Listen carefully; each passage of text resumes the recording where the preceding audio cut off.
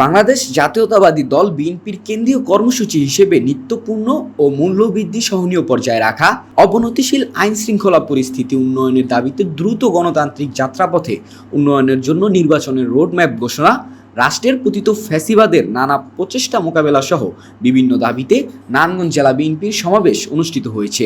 মঙ্গলবার 25 ফেব্রুয়ারি বিকালে নগরীর খানপুর মেট্রো হলস্থ সড়কে এ সমাবেশ অনুষ্ঠিত হয়। নারায়ণগঞ্জ জেলা বিএনপির আহ্বায়ক অধ্যাপক মামুন মাহমুদের সভাপতিত্বে সমাবেশে প্রধান অতিথি হিসেবে উপস্থিত ছিলেন বিএনপি স্থায়ী কমিটির অন্যতম সদস্য মির্জা আব্বাস। বিশেষ অতিথি হিসেবে উপস্থিত ছিলেন কেন্দ্রীয় কমিটির ঢাকা বিভাগীয় সহ সাংগঠনিক সম্পাদক নজরুল ইসলাম আজাদ, বিএনপির জাতীয় নির্বাহী কমিটির ঢাকা বিভাগীয় সহ সাংগঠনিক সম্পাদক বেনজির আহমেদ টিটু, জেলা বিএনপির যুগ্ম আহ্বায়ক মুস্তাফিজুর রহমান ভুইয়া, দীপু, মাসুকুল ইসলাম রাজীব, জেলা বিএনপির আহ্বায়ক কমিটির 1 নং সদস্য মোহাম্মদ গিয়াসউদ্দিন সহ নারায়ণগঞ্জ জেলা ও মহানগর বিএনপির নেতৃবৃন্দরা। যারা এই দেশে থাকে না, এই দেশের লোক তারা নয়, বিদেশ থেকে এনে আমার দেশের বিডিআরের 57 জন অথবা 52 জন সেনা অফিসারকে হত্যা করা হয়েছে।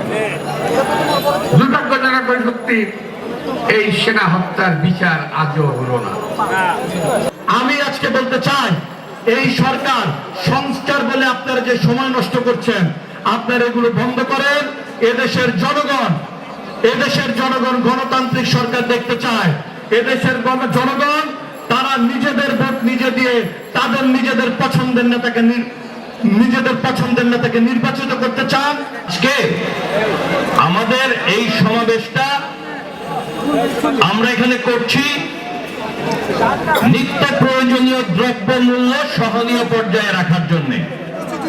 আমাদের নেতা জনাব তারেক রহমানকে বাংলাদেশে ফিরিয়ে আনতে হবে।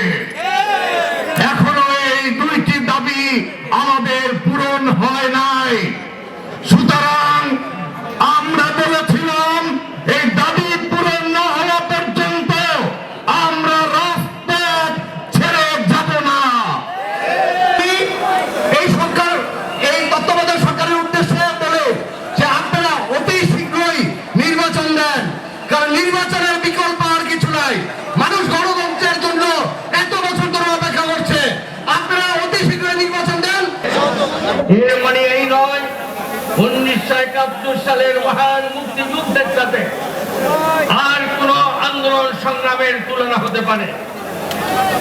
শহীদ প্রেসিডেন্ট জিয়াউর রহমান স্বাধীনতার মহান ঘোষক, যুদ্ধ করেছেন, পরবর্তী সময় দেশ গঠন করেছেন।